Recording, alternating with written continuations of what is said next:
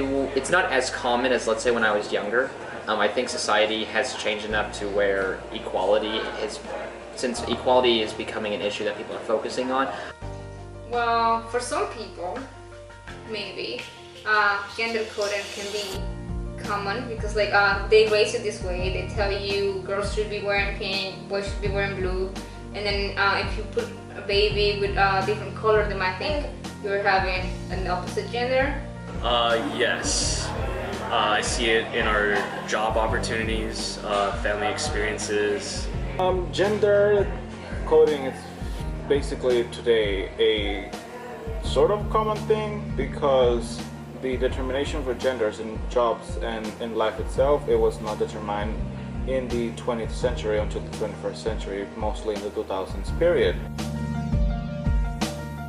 I myself have not faced it as much as, let's say, when I was younger, to where when I was a little kid I had interests that were different from what other guys were into, and I was negatively looked upon because of that. Well, I actually had two experiences within my family. First with the baby, when she was wearing only blue, and then I sent a picture to my mom and my mother-in-law, and they were both saying and commenting that the baby looked like a boy, only because he had like boys' clothes, which I think was funny. I think, yeah, I've experienced it. Also, like, I've been noticing it in like different cultures. So, like, probably in some cultures, the man is more dominant than the women, or like if we're in a family conversation, they'll hear out the male person first, and sometimes they'll, you know, for women, it's more like, yeah, whatever, you know, just... Not myself, but I know people very close to me that they have been denied many opportunities because of their gender, and basically I think that's something that it's not very either polite or human to do. The second time, it was when I was growing up, let's say, it was like 12 or something. I always like play with boys instead of playing with girls. So most of the time people said that I used to dress like a boy instead of a girl, and my mom just criticized the way I was dressing, and then she took over and took all my clothes away and then gave me girly clothes. Oh boy, that's a big question. I honestly think it is, unfortunately. I have friends of mine of both genders who I could tell from their experience that they were rejected because of how they looked. And it could either be because of their gender or what they were wearing, or like, I don't know, like the fact they have had tattoos or something like that.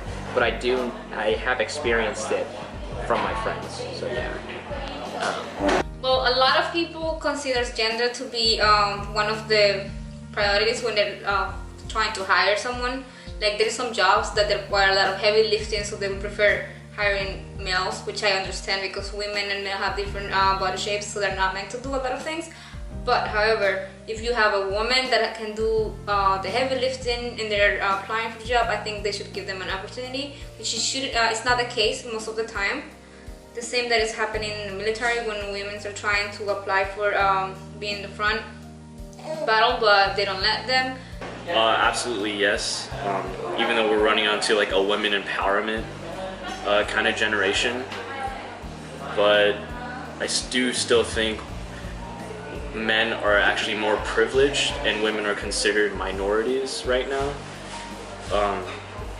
But again, like women empowerment is coming through, but as far as they would hear out the man mostly, or they would take the man's answer into consideration more, whereas women, they're still striving to, you know, be the first generation woman to go to school, be a CEO at a job, be in a management, whereas like some women, they have to show masculinity instead of showing beauty as masculinity.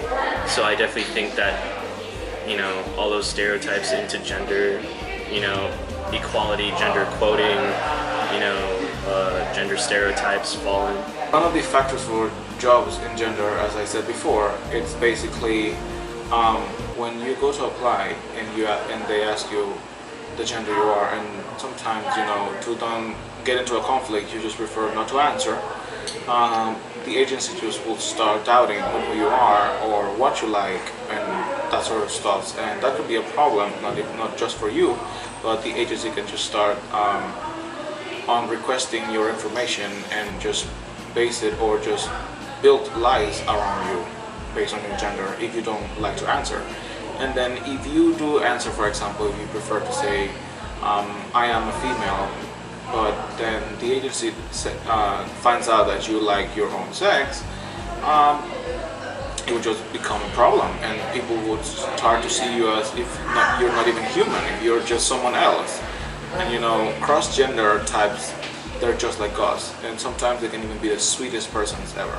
I have friends that are gay, and I love them to death.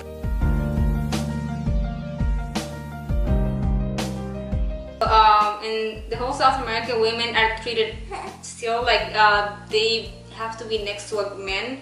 For example, if they don't get married at a certain age, they will consider them that they will be left alone for all their lives. So if a woman is trying to apply for a job that is for male, they will just make fun of them and they will not give them the job. Most of the females in United States try to kind of like get to male standards so that they can apply for the same jobs and prove them that they can do the same. But in South America, it's more like they don't even try because they know that this is not happening, and they have like this same belief that women should be at home with their babies and husbands should be the one getting jobs and paying for everything. It's just like the way they're raised and then the way they think until now.